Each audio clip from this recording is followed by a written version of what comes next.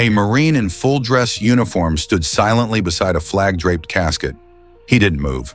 His posture was perfect, the kind you don't forget. Meanwhile, voices got louder near the gate. An airport manager was raising his tone. TSA agents circled. Something was off. Passengers stopped mid-step. Conversations froze. Everyone could feel it. Something important was happening. Then came the tension. Airport staff trying to get the Marine to move, and that's when it happened. He said something that left the entire terminal in silence. It began like any other flight delay, except this wasn't luggage or a missed connection. A Marine had arrived, escorting a fallen comrade. His job was to stay with the casket from the plane to the family. No exceptions. But to the airport staff, it was just another piece of cargo holding up operations. The Marine stayed silent, hand on the flag. The manager stepped forward. "Sir, you need to step back. You're not authorized to handle the cargo." Without raising his voice, the Marine finally responded. Calm, firm, controlled. "With all due respect, sir, this isn't cargo. This is a Marine, and I will not leave his side." The tension in the air thickened. A TSA agent mentioned policies. "You're delaying things." The Marine turned, looked him in the eye, and said, "There are protocols, and then there's honor." There was no anger in his voice, just certainty. Unshakable purpose. The room began to shift, not physically, but emotionally. Inside that casket was Corporal Jake Morrison, 23 years old, killed in action overseas. The Marine escort knew him personally. They had trained together, served together. Jake had once twisted his ankle on a mission, and this very Marine carried him out of a valley in Afghanistan. Now he was carrying him home, one last time. It wasn't just duty, it was personal. The military calls this an escort, but to the man in uniform, it was something far more sacred. The airport staff were growing impatient. "We're not a funeral home," the manager snapped. "Either move or we'll remove you." But the Marine didn't budge. Not an inch. No explanations. No outbursts. Just a deep-rooted silence.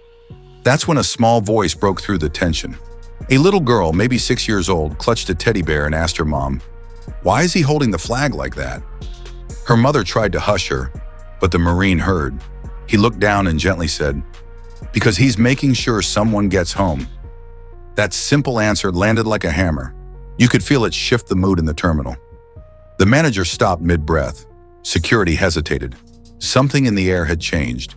Passengers began to truly see what was in front of them. Not a delay, not a policy issue, but a moment of sacrifice and honor. Then without a word, the Marine began walking, slow, measured. His gloved hand never left the casket. He didn't ask permission. He didn't need to, because some things don't wait for clearance. As he walked, people stood, one by one. A man removed his baseball cap. A woman put her hand over her heart.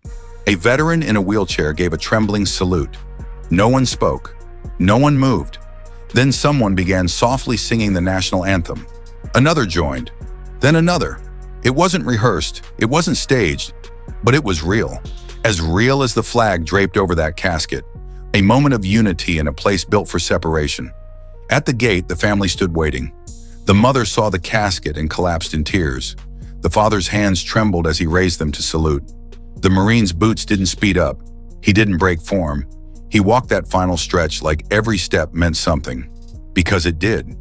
When he reached them, he slowly released the flag, folded it with precision into a perfect triangle, then knelt, placed it in the mother's hands and said, "He didn't die alone. He was honored." For a moment, no one breathed. The family clung to the flag. The sister dropped to her knees, whispering, "Welcome home, Jake." The Marine stood tall, sweat soaking through his gloves, his back aching, his throat dry. But he didn't show it, not once. Then from behind the crowd, the airport manager stepped forward. His face was pale, his eyes red. He opened his mouth, then paused. Finally, he said softly, "I didn't understand. I'm sorry." The Marine looked at him, gave a single nod. "Now you do."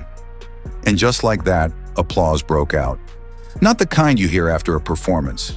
This was different, slower, heavier, a ripple of respect. It echoed down the terminal. In that moment, an airport remembered something most of us forget in the rush of daily life: that someone's worst day is still unfolding while we board planes and sip coffee. That honor doesn't require permission, it only requires presence, and that sometimes one man standing still can move a nation. If this story moved you, don't scroll away. Drop a respect in the comments or a US emoji. Share this with someone who's forgotten what sacrifice looks like. And if you want to hear more real stories like this, subscribe to the channel. Because remembering matters, and sometimes the quietest moments speak the loudest.